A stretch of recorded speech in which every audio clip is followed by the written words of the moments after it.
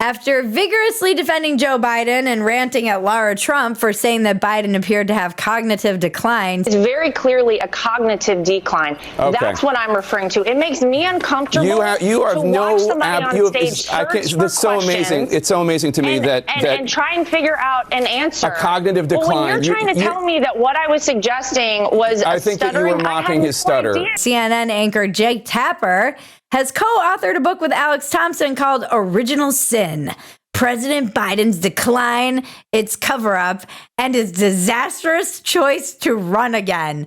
I am going to lose my mind! I'm as mad as hell, and I'm not going to take this anymore! I don't even really know where to begin other than to tell you that this might be the thing. Every week I'm like, this might be the thing that finally breaks me.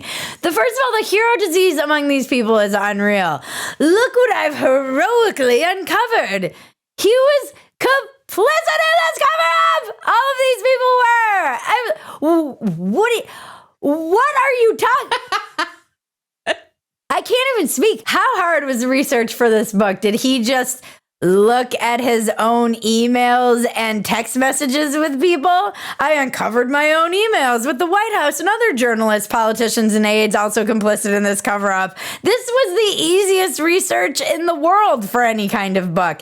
And by the way, there's been many instances of the people who are involved in this book covering up for this administration. A year ago, Robert Hur declined to prosecute Biden over his alleged mishandling of classified documents because his cognitive decline was so bad, apparently no jury would have convicted him. This got kind of ignored by everyone. And how bad is that?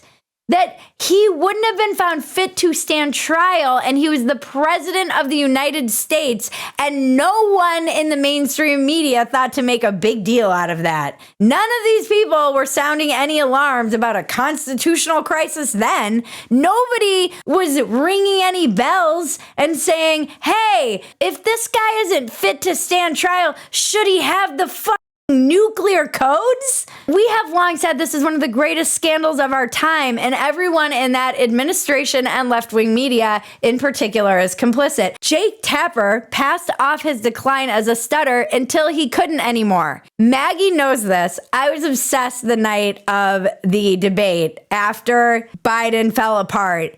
And then I was watching everybody in the mainstream media, CNN, MSNBC, absolutely melt down. It started with the first couple of answers, and it has continued throughout the night from a, oh my God, oh my God, oh my God, to what do we do about this? Biden's answers were, in a lot of cases, not coherent. Van Jones was crying, and they were not necessarily upset about Joe Biden. They were upset that they were busted. There have been anecdotes that they're mad at the White House for allowing him to go out and do that because it made them all look so bad because they'd all been lying for this administration and covering it up. The fact that Biden had note cards with pictures of journalists to call on and the pre-selected questions they would ask and his pre-selected answers isn't in that book. I don't want to hear about it. They had stage directions on his note cards like, you take your seat, step-by-step instructions for everything like walking into a room and sitting down. To make all of it worse, this is not only insane that they're coming out and being like, we can't believe who did this, we're gonna uncover it. Anyone who was called out and was uncovering it in real time and saying, hey, our president is in freaking very clear mental decline, was told that they were a right-wing conspiracy theorist.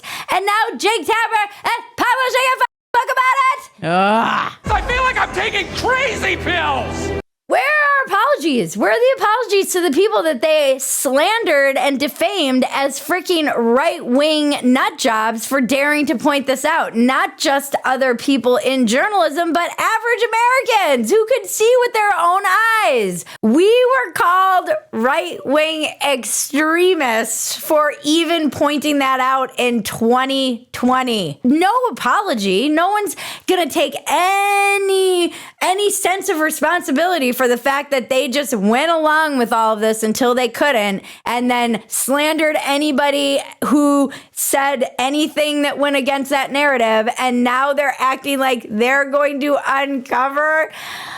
Now they're going to make money off uncovering it. They're cashing in on it. Outrageous. It's outrageous. It is. I am outraged. There will be no punishment. There's no consequences. Look, we are a joke news show, and we try to be as factually accurate as possible just because I care. I have my opinions about the news. We kind of flim-flam back and forth between joking and covering serious things like this. But these are actual journalists getting paid millions of dollars to report to the American people what is going on in our administrations, and they cannot. There is no accountability. You can be as shameless as you want to be, as partisan as you want to be. You can lie. CNN has been sued for defamation for getting these stories wrong, and they have no sense of shame. I could be so rich. How are we better than journalists at our job? Like, if you didn't see that as a journalist, you were willfully ignoring it, or you are retarded. You shouldn't be a journalist. Little kids could see that. It does seem like the media is filled with shameless psychopaths and politicians. Kamala Harris, though, is loving this because they need the story of 2024 to be the story of Biden's failure and not Kamala's, so she can run for governor in California and probably win. Whatever you have coming, California, you deserve it, okay? Who would be worse as governor of California, Kamala or Gavin Newsom? It's the same. It's the same destructive ideology with a different skin suit. This guy's really into skin.